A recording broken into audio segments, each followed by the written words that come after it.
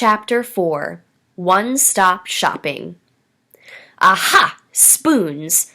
Bape is still in the kitchen when I return. Ma is at her new job at Ace Computers. I make my way through my new living room.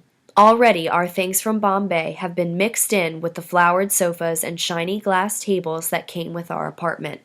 Now our bright Persian rug covers the floor. Our hand-painted screen covers a window.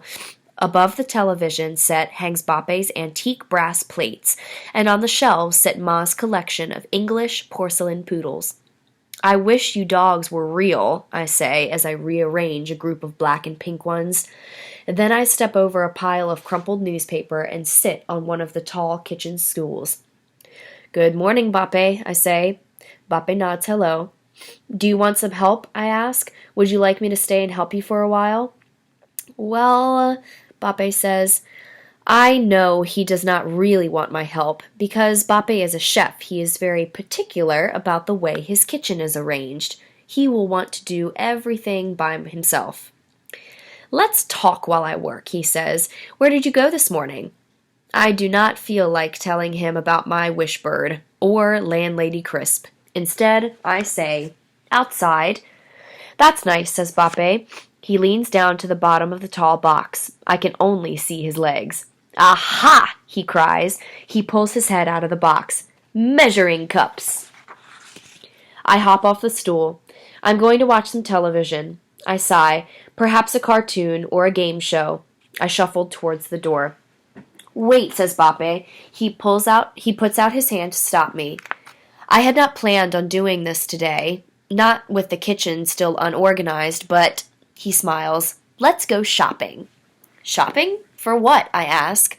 For this and that, says Bape. New homes need lots of this and that. He puts the measuring cups into a cupboard and his wallet into his back pocket. We start out. The sun shines up at us from the sidewalk as we make our way across town. It is hot, so hot that even the patches of shade feel like heavy wool blankets. How much farther, I ask. No farther, says Bape. He points. We are here. Here is a very big store with a very crowded parking lot. We walk closer. On the top of the very big store stand some very tall letters. The letters spell Allmart. As we approach the front door, it slides open like magic. Swoosh! In Bombay, there are many shopping malls and with many modern conveniences. Escalators, elevators, and automatic doors. But many times these modern conveniences do not work. The escalators do not go up, the elevators do not come down, the automatic doors refuse to swoosh. Can I try it again? I beg. Bape nods. Swoosh! I step out the door. Swoosh! I step in the door. Swoosh! Swoosh! It works every time! I shout. When I'm finally through the door for good, I see a lady wearing a green vest and a big smile. Pinned on her vest is a name tag that says Thelma, store greeter. Welcome to Allmart, chirps Thelma, store greeter. She frees a cart from a long line of them and rolls it towards us. We push the cart into the store. I do not believe my eyes. Allmart has everything under one roof. I can hear Jamshed as we roll past personal care products. More silver, Lowji. It really, truly is.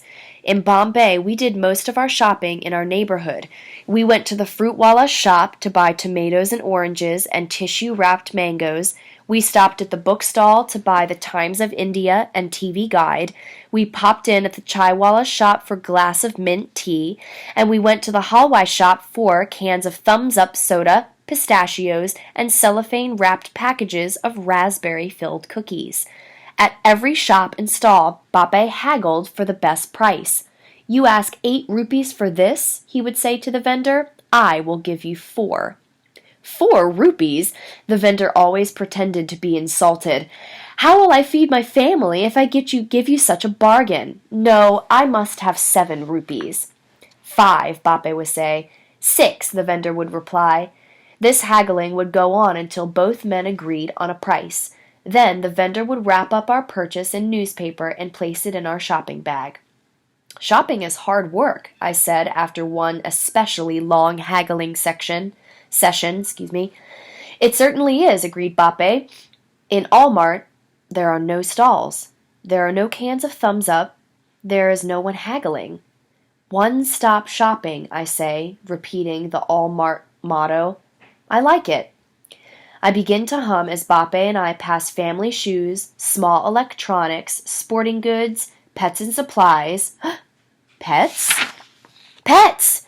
Bape, I cry, can we stop? Can we look at the pets? You go ahead, answers Bape. I will be right there in the next aisle looking at bed and bath items. He pushes the cart away.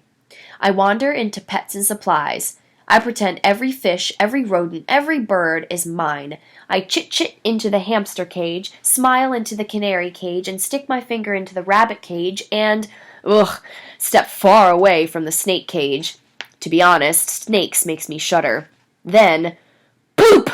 Somebody screams in an angry voice, poop, poop! I turn. It is a parrot sitting in a wire cage with its door wide open. Hello, I say. The parrot hunches its shoulders and glared at me with yellow-rimmed eyes. Poop! I shake my finger at him. You are being a very rude bird. The parrot clacks its hooked beak. What is your name? I ask. Do you have a name? The parrot gets quiet. He cocks his head from one side to the other. Tippy, he suddenly squawks. Tippy is a good bird. He ruffles his feathers. He spreads his wings. He flaps. And, he lands on my head. Poop! I hope he does not. Tippy's toenails dig into my scalp. He yanks my hair. He nips my ears. And I love it, love it, love it. Until 3 boys come talking and laughing down the aisle.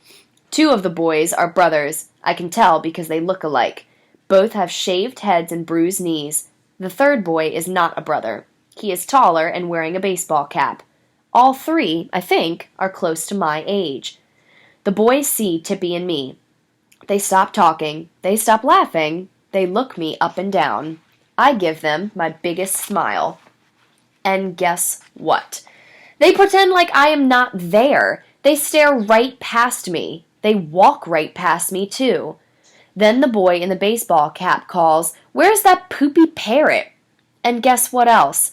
Tippy stops nipping my ears and yanking my hair. He abandons my head for baseball caps. "That's our bird," says Baseball Cap in an extra loud voice. "That's our friend Tippy."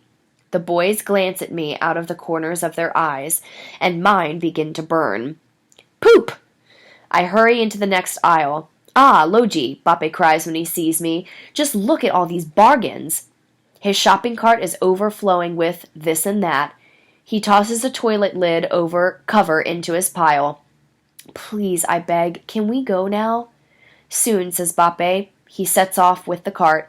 I am no longer humming as we roll past office supplies, infant clothing, ladies' underwear. As we go, I look up and down the aisles. Luckily, I do not see those boys. In lawn and garden, Bape begins searching the shelves. "Pots and soil," he mumbles. "Pots and... aha! Soil." He grabs a bag of dirt and loads it into the cart. Soil for our kitchen garden. Back in Bombay, I always planted a garden. Not a big backyard garden. Bombay is too crowded for big backyard gardens. No, Bape and I grew a little inside garden. We grew green chilies and coriander, curry leaves and tiny onions. We kept the pots on the windowsill. Later, when the plants were grown, Bape mixed them with other spices and sprinkled them into his coconut rice and his yogurt salads and the flat, round bread we call rotli. I ask, "What kinds of plants will we grow here in America?" "Flavors from home," answers Bape. "I brought many seeds from India." I grow quiet for a minute, thinking. Then I ask, "Will seeds from India grow in American soil?" Bape nods. "They will grow and flourish." I am not so sure. Still, I take a stack of clay pots from the shelf and add them to the cart, then follow Bape to the cash registers. As we go, I look up and down the aisles.